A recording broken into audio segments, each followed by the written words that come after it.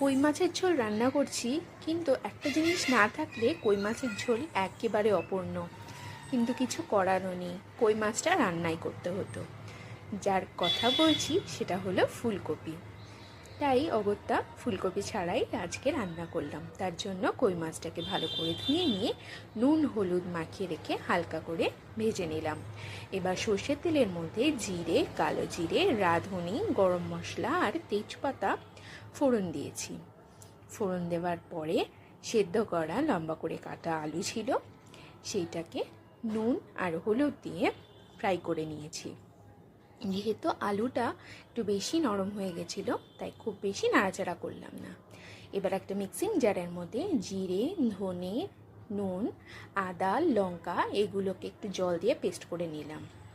এবার এই পেস্টটাকে ভাজা আলুর মধ্যে দিয়ে একটু হলুদ দিয়ে আর একটু নুন দিয়ে আবার কষিয়ে নিলাম।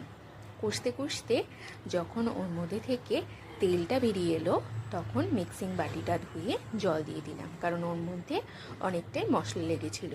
আর আমি এখানে যা মশলা ব্যবহার করেছি সবগুলো কিন্তু আমি বাড়িতেই তৈরি করে নিয়েছি। এবার ভালো করে নাড়িয়ে চাড়িয়ে পরিমাণ মতো গরম জল দিয়ে দিলাম। গরম ঝোলটা যখন টকবক করে ফুটে উঠছে, তখন ভাজা কই মাছগুলো দিয়ে দেওয়া হলো। এবার আমি দিয়ে দিলাম একটু চালের গুঁড়ো। চালের গুঁড়ো দেওয়াতে ঝোলটা একটু ঘন ঘন হলো। আর নামানোর আগে দিয়ে দিলাম ঘরে তৈরি করা গরম মশলা।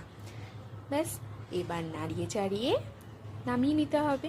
আমাদের কই মাছের ঝোল কিন্তু একদম রেডি হয়ে গেছে। তোমরা এর মধ্যে মেটে আলু আর ফুলকপি দিলে কিন্তু আরও ভালো লাগবে।